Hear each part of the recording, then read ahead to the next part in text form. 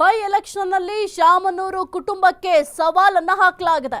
ದಾವಣಗೆರೆ ದಕ್ಷಿಣ ಕ್ಷೇತ್ರದ ಎಲೆಕ್ಷನ್ನಲ್ಲಿ big fight. ಇನ್ನು by ಎಲೆಕ್ಷನ್ನಲ್ಲಿ Shamanur ಕುಟುಂಬಕ್ಕೆ ದೊಡ್ಡ ಸವಾಲು ಎದುರಾಗಿದೆ.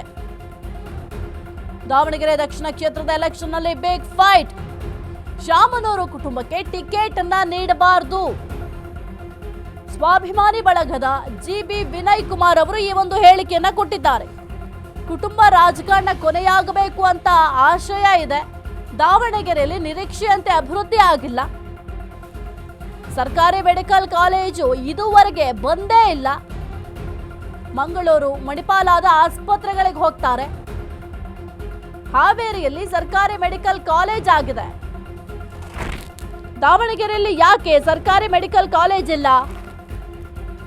ಶಾಮನೂರು ಕುಟುಂಬ ಮಿನಿ ರಿಪಬ್ಲಿಕ್ ನಂತೆ ಇದೆ.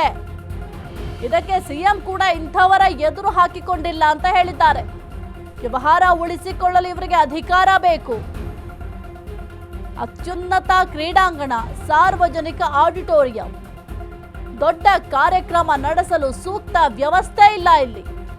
ಹೀಗಾಗಿ ಈ ಒಂದು ಕುಟುಂಬ ರಾಜಕಾರಣಕ್ಕೆ ಬ್ರೇಕ್ ಹಾಕಬೇಕು ಅಂತ ಜಿಬಿ ವಿನಯ್ ಕುಮಾರ್ ಅವರು ಈಗ ಆಗ್ರಹವನ್ನ ಮಾಡಿದ್ದಾರೆ. By election, Davanagere by election ಚುನಾವಣೆಗೆ ಸಕಲ ರೀತಿಯಲ್ಲೂ ಕೂಡ ಸಿದ್ಧತೆಯನ್ನ ಮಾಡಲಾಗಿದೆ. ಶಾಮನೂರು ಶಿವಶಂಕರಪ್ಪ ಅವರು ನಿಧನರಾದ ನಂತರ ಅವರ ಸ್ಥಾನ ತೆರವಾಗಿದೆ.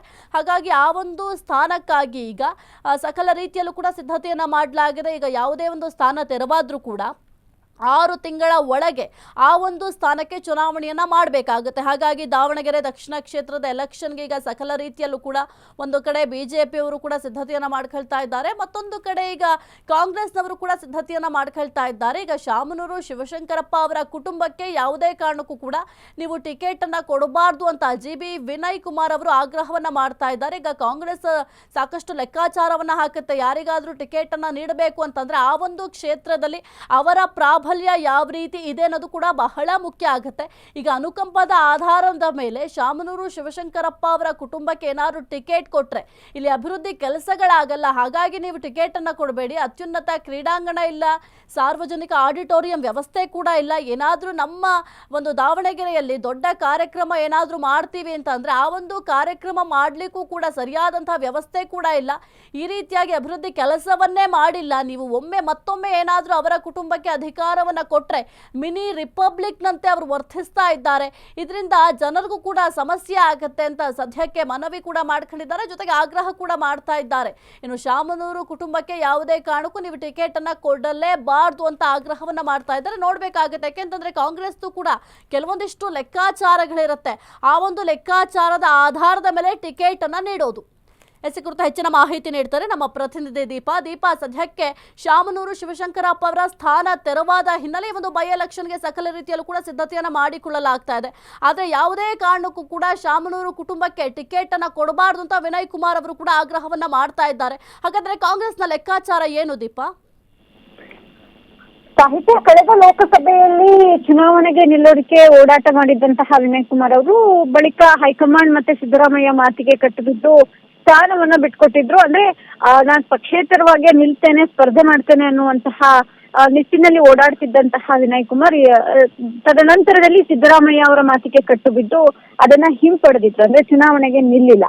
ಆದ್ರೆ ಇದೀಗ ವಿಧಾನಸಭೆ ಅಂದ್ರೆ ಶಾಮನೂರು ಶಿವಶಂಕರಪ್ಪರವರಿಂದ ತೆರವಾದಂತಹ ಸ್ಥಾನಕ್ಕೆ ಇದೀಗ ಚುನಾವಣಾ ಒಂದಿಷ್ಟು ಚಟುವಟಿಕೆಗಳು ದಾವಣಗೆರೆಯಲ್ಲೂ ಕೂಡ ಶುರುವಾಗಿದೆ. ಅದರ ಬೆನ್ನಲ್ಲೇ ಅವರ ಕುಟುಂಬಕ್ಕೆ ಟಿಕೆಟ್ ಕೊಡ್ಬೇಕು ಅನ್ನುವಂತಹದ್ದು ಅವರ ಒಂದಿಷ್ಟು ಅಭಿಮಾನಿಗಳ ಒತ್ತಾಸೆ ಆಗಿದೆ. ಆದ್ರೆ ಯಾವುದೇ ಕಾರಣಕ್ಕೂ ಕೂಡ ಅವರಿಗೆ ಟಿಕೆಟ್ ಕೊಡಬಾರ್ದು, ಒಂದು ಮುಸ್ಲಿಮರಿಗೆ ಕೊಡ್ಲಿ, ಇಲ್ಲ ಅಂದ್ರೆ ಅಹಿಂದ ಅನ್ನುವಂತಹ ಅಸ್ತ್ರವನ್ನ ಇದೀಗ ಮತ್ತೆ ವಿನಯ್ ಕುಮಾರ್ ಪ್ಲೇ ಮಾಡಿರುವಂತಹದ್ದು. ಅಂದ್ರೆ ಶಾಮನೂರು ಕುಟುಂಬ ಮಿನಿ ರಿಪಬ್ಲಿಕ್ ನ ರೀತಿಯಲ್ಲಿ ದಾವಣಗೆರೆಯನ್ನ ಮಾಡಿದ್ದಾರೆ. ಯಾವುದೇ ರೀತಿಯ ಅಭಿವೃದ್ಧಿ ಕೆಲಸಗಳಾಗಿಲ್ಲ. ಒಂದು ಮೆಡಿಕಲ್ ಕಾಲೇಜ್ ಕೂಡ ದಾವಣಗೆರೆಗೆ ಸಿಕ್ಕಿಲ್ಲ. ಹಾವೇರಿ ಸೇರಿದಂತೆ ಅನೇಕ ಭಾಗಗಳಿಗೆ ಆಯಾಯ ಶಾಸಕರುಗಳು ತೆಗೆದುಕೊಂಡು ಹೋಗಿದ್ದಾರೆ. ಇಲ್ಲಿ ಇಬ್ಬರೂ ಶಾಸಕರಿದ್ರು ಕೂಡ, ಮಿನಿಸ್ಟರ್ ಇದ್ರು ಕೂಡ ಇಲ್ಲಿಗೆ ತರೋದಿಕ್ಕೆ ಸಾಧ್ಯ ಆಗಿಲ್ಲ ಅನ್ನುವಂತಹದ್ದು ಅವರ ವಾದ. ಹಾಗಾಗಿ ಯಾವುದೇ ಕಾರಣಕ್ಕೂ ಟಿಕೆಟ್ ಆ ಕುಟುಂಬಕ್ಕೆ ಹೈಕಮಾಂಡ್ ನೀಡಬಾರ್ದು ಅನ್ನುವಂತಹ ನಿಟ್ಟಿನಲ್ಲಿ ಇವತ್ತೊಂದು ಸುದ್ದಿಗೋಷ್ಠಿ ನಡೆಸಿ ಮಾತನ್ನ ಹೇಳಿರುವಂತಹದ್ದು. ಸಾಹಿತ್ಯ. ಥ್ಯಾಂಕ್ ಯು ದೀಪಾ ನಿಮ್ಮೆಲ್ಲ ಮಾಹಿತಿಗಾಗಿ. ಸದ್ಯಕ್ಕೆ ಒಂದು ಮೆಡಿಕಲ್ ಕಾಲೇಜು ಕೂಡ ಇಲ್ಲಿ ಸರಿಯಾದಂತಹ ವ್ಯವಸ್ಥೆ ಇಲ್ಲ. ಏನಾದರೂ ಫಂಕ್ಷನ್ ಮಾಡ್ತೀವಿ ಅಂದರೂ ಕೂಡ ದೊಡ್ಡ ಪ್ರಮಾಣದಲ್ಲಿ ಯಾವುದೇ ರೀತಿಯ ವ್ಯವಸ್ಥೆಯನ್ನು ಇಲ್ಲಿ ಕಲ್ಪಿಸ್ಕೊಟ್ಟಿಲ್ಲ. ಹಾಗಾಗಿ ಒಂದು ಕುಟುಂಬ ರಾಜಕಾರಣಕ್ಕೆ ಬ್ರೇಕ್ ಹಾಕಬೇಕಾಗತ್ತೆ.